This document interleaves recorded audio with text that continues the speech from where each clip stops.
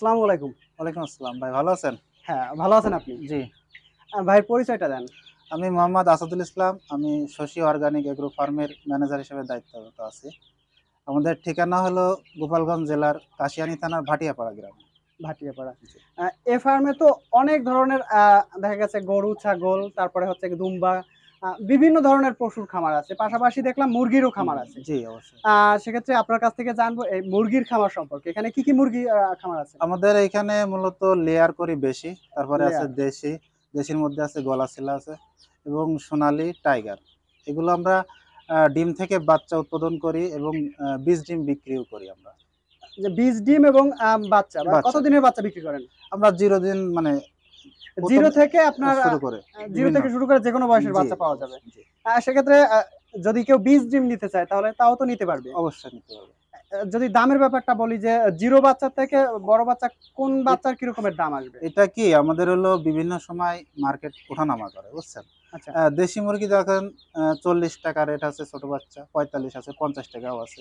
তারপর আপনার সোনালী আছে ৳৩৮ থেকে শুরু করে। টাইগার আছে আপনার হলো ৳৬০ পর্যন্ত আছে। বাচ্চার কোয়ালিটি অনুযায়ী। একেকটা সময় একেকটা একেক দাম সময় থাকে। জি, জি।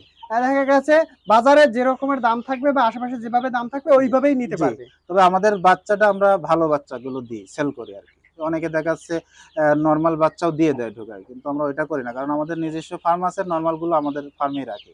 কারণ আমাদের তো ব্যবসার একটা ধরন আছে যে মার্কেট যদি লস হয়ে যায় তাহলে তো আমার মনে করেন ধরে রাখা তো কঠিন হয়ে যাবে। কোন পদের মুরগি বা কোন জাতের মুরগি কতগুলো আছে? আমার লেয়ার আছে ২০০০ এগুলো ২০০০। আচ্ছা ডিম পাড়ার জন্য। আমার দেশি আছে ৫০০ পিস, সোনালী আছে ২০০।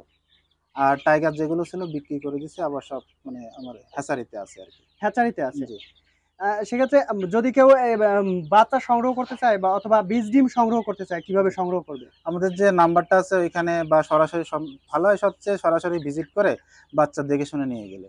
আর তাছাড়া যদি ওনারা মোবাইলে যোগাযোগ করে দিতে পারে আমরা বিভিন্ন মাধ্যমে পাঠাতে পারি। যেমন কুরিয়ার সার্ভিসের পরিবহনে মাধ্যমে জি, পাঠায় দিবে। জি। বিশেষ এগুলো তো পরিবহনে দেওয়া হয় বেশি। কারণ কুরিয়ার তো দেখা যাচ্ছে দেরি হয়ে যায়।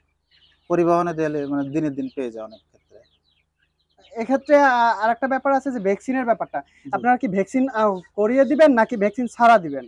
যদি বয়স্ক মুরগি নেয়, আমাদের দেখা যাচ্ছে 0 দিনে যদি নেয়, তখন তো আর ভ্যাকসিন করানো সম্ভব না। এটা না। ৩ দিন থেকে ৫ দিনে একটা ভ্যাকসিন আছে, ৭ দিনে একটা আছে, ১৫ দিনে আছে। মানে সে বয়স অনুযায়ী আরকি। অনুযায়ী জি। আপনি যখন ২০ দিনের নেবেন, তখন এর মধ্যে যে ডোজগুলো আছে, সেই ডোজগুলোকে আমরা কমপ্লিট করাই দেব।